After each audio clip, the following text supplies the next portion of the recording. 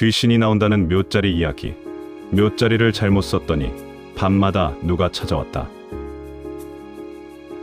풍수 전문가가 명당이라고 극찬한 자리.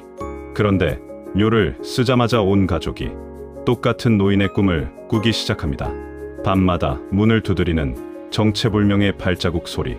알고 보니 그곳은 절대로 건드려선 안 될 주인 있는 땅이었습니다. 집안을 풍비박산낸 어느 묘자리에 소름 돋는 이야기를 공개합니다. 마을 끝자락에는 오래된 언덕 하나가 있었습니다. 풀이 무성하게 자라있고 이상하게도 사람들의 발길이 끊긴 곳이었지요. 어르신들은 그곳을 두고 이렇게 말했습니다. 거긴 요 쓰면 안 되는 자리야.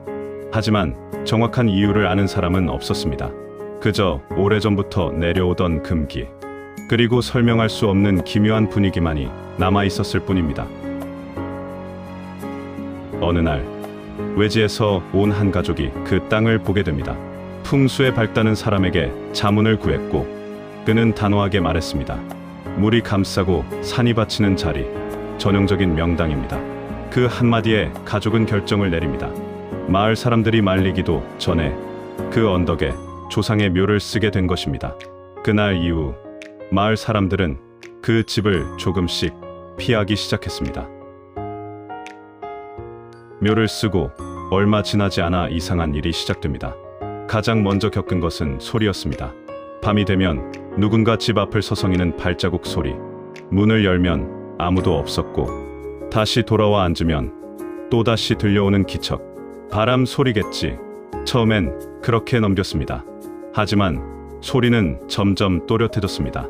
며칠 뒤 가족 중 한 사람이 같은 꿈을 반복해서 꾸기 시작합니다. 낯선 노인이 나타나 말합니다. 왜 남의 자리를 건드렸느냐? 그 목소리는 낮고 차가웠고 눈을 뜨고 나면 온몸이 식은땀으로 젖어 있었습니다. 이상한 점은 그 꿈을 꾼 사람이 한 명이 아니었다는 것입니다. 가족 여러 명이 같은 인물을 보았다고 말하기 시작했습니다. 그 후로 집안에는 크고 작은 일이 이어졌습니다. 이유 없는 병, 사업의 연이은 실패, 가족 간의 심한 갈등. 하나하나 따로 보면 우연 같았지만 겹치기 시작하자 모두가 불안해졌습니다. 결국 그들은 다시 풍수를 보던 사람을 찾아갑니다. 그는 이야기를 듣는 내내 아무 말도 하지 않았습니다. 손가락으로 탁자를 두드리던 리듬이 점점 느려졌습니다. 그리고 한참 뒤 입을 열었습니다. 누가 먼저 묘를 옮기자고 했습니까? 가족들은 잠시 서로를 바라봤습니다. 선생님이요. 그때 직접 말씀하셨잖아요. 여기 자리 안 좋으니까 옮기라고. 그 순간 풍수사의 손이 멈췄습니다. 그리고 아주 천천히 고개를 들었습니다. 제가요? 짧은 침묵이 이어지고 그의 표정이 눈에 띄게 굳어졌습니다. 아닙니다. 단호한 한마디였습니다. 저는 그 묘를 보고 이렇게 말했을 겁니다. 그는 시선을 떨구며 중얼거렸습니다. 절대 건드리지 마십시오. 공기가 싸늘하게 식었습니다. 가족 중 한 사람이 떨리는 목소리로 말했습니다. 그럼 그날 저희한테 이장하라고 했던 사람은? 풍수사는 바로 대답하지 않았습니다. 대신 낮게 물었습니다. 그 사람 얼굴이 또렷하게 기억나십니까? 순간 가족들은 말을 잃었습니다. 생각해 보니 이상했습니다. 분명 그날 눈앞에 서서 설명했던 사람인데 얼굴이 떠오르지 않았습니다. 마치 안개 속에서 본 것처럼 흐릿했습니다. 그제야 누군가가 중얼거렸습니다. 사진 찍은 거 있지 않나? 급히 휴대폰을 꺼내 이장 당일 사진을 넘겼습니다. 삽질하는 인부들, 무너진 봉분, 옮겨진 관. 그리고 그날 분명 함께 있었던 풍수사. 사진 속에 그 사람은 없었습니다. 완전히 비어 있었습니다. 마치 처음부터 아무도 없었던 것처럼. 그 순간 풍수사가 입을 열었습니다. 그 묘는 그냥 묘가 아닙니다. 그의 목소리는 거의 속삭임에 가까웠습니다. 무언가를 묶어두던 자리였습니다. 가족의 등골이 서늘해졌습니다. 그런데 당신들은 그걸 직접 풀어준 겁니다.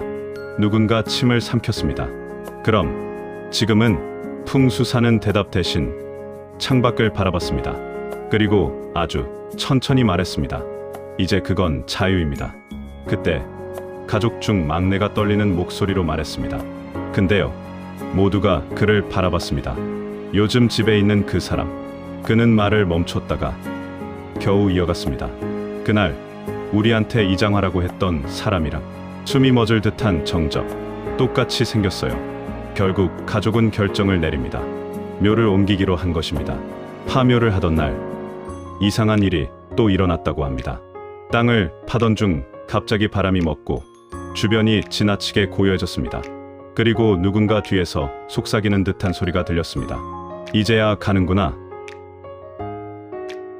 묘를 옮긴 이후 그 집안의 이상한 일들은 거짓말처럼 사라졌습니다.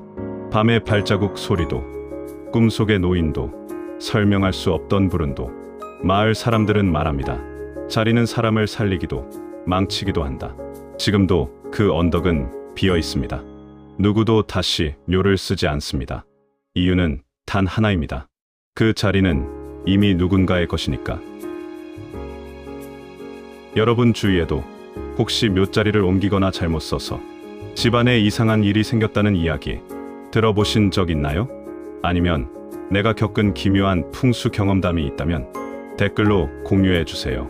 다음 회에서는 풍수사가 절대 묻지 말라고 한 땅에 대한 이야기를 소름 돋게 풀어보겠습니다.